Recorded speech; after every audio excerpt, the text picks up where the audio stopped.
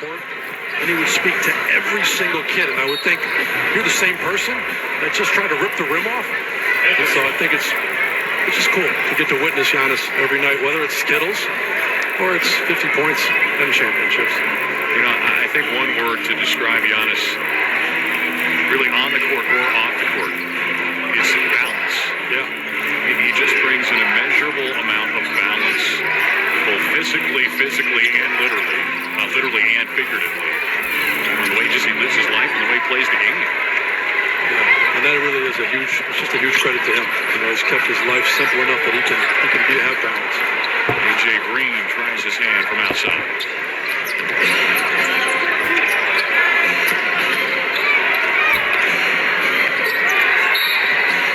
Attacking move inside. All right, well, we said that Giannis has the best seat in the house. A close second is Zora Stevenson. Zora, what do you make of what we're seeing from the Freak here tonight? Another side yet again.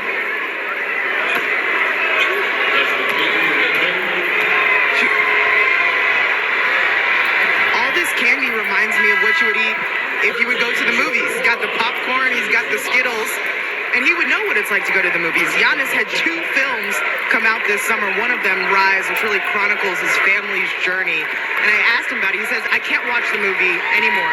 He said, the last time I watched it, I cried even more. And then I watched it again, and I cried even more. He said, I'm done with it. He says, I'll watch it again when my kids are old enough to understand. I, too, shed tears. If you have not seen Rise, phenomenal film on the story of the Antetokounmpo family. That's right. It was outstanding. And, yeah, real men, they're not afraid to cry. Here's Thanasis. He's not afraid to float one up, try to play the better part of his brother here today. Nice move there. The other way quickly, Grizzlies in transition. They're going to get more points. Another and one opportunity now for Kenny Lofton Jr. Undrafted rookie out of Louisiana Tech. Using that big frame to his advantage throughout different points here this second half and in the first half. I mean, he's got 17 points now. Chance to make it 18 in his 18 minutes on the court. Yeah, beautiful pass from Kennedy Chandler. We talked about the value that the organization saw in him, giving him a big second-round contract. And a lot of times those are the guys that get him. The guys that make the guys around him look better. And they love being on the court with him. And you're seeing it right there again. Nice energy play by Lofton. Got a chance for a pretty good possession here for the Grizzlies, but a timeout going to be taken here as the Bucks lead by 7, but the Grizzlies knocking on the door. Here's the Nasty doing his thing. Bucks by 7. 6.5 to play here in the fourth. Basketball has taken me to so many places and met so many cool people. Being able to bless others just like others have blessed me in this industry. So super blessed to be going to Abu Dhabi. I'm super excited to play the first NBA games in Abu Dhabi. I can't wait to see what the crowd's like. I'm sure it'll be enthusiastic. It'll be a great environment. And then obviously to tour the city and see the sights. A few years ago, the Bucks played a regular season game in Paris, the first regular season game in the NBA to be played in that city. Now they get to be a part of a new tradition in the Middle East. So, of course, the Bucks trend-setting and those international games, the excitement, the atmosphere, you can just feel it. It's exhilarating, exciting to see what the Bucks do in Abu Dhabi.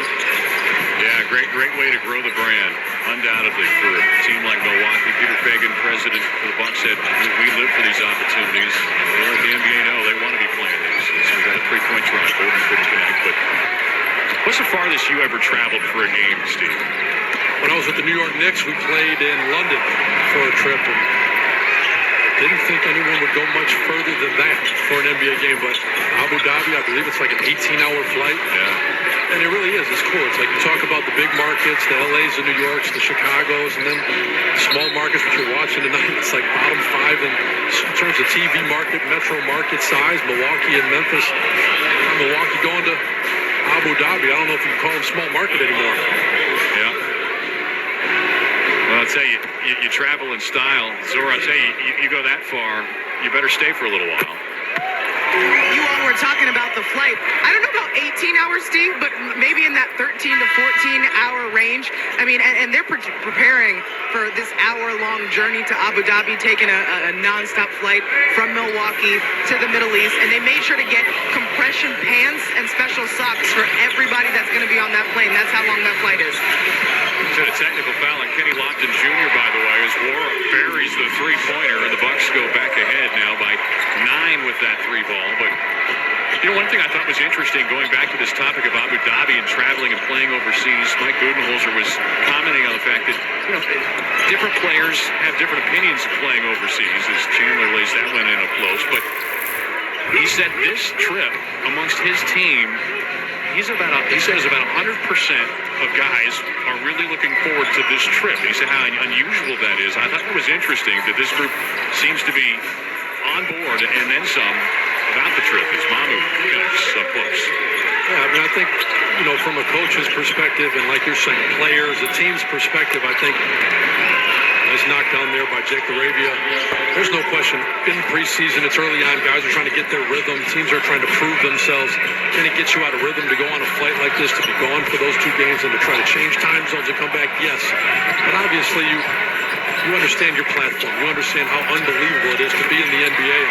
Marcus Bolden knocking down a 3. And so I think that's a special part of it, is you just realize how often are you going to actually get to go do that. Nice finish right there by Kennedy Chandler. And all of a sudden, a flurry of three-point plays, both conventionally and the old-fashioned way there. And the three ball as Vildosa's going to check out. Beauchamp is in, but yeah, you see a good hard move driving in on Wigginton. Just drew the contact, powered through. We've seen some nice stuff, though, from Kennedy Chandler. We've talked about him, the second-round pick. Spent just 1 year at Tennessee, averaging 13.9 points a game, but SEC tournament MVP, and here he is playing. They like the ceiling on this guy. Turns just 19 years old. I think what makes him special is you're seeing it tonight. Stay tuned for the remaining 4 minutes. Please hit the like button and subscribe. In the right spots, and certain guys that get assists.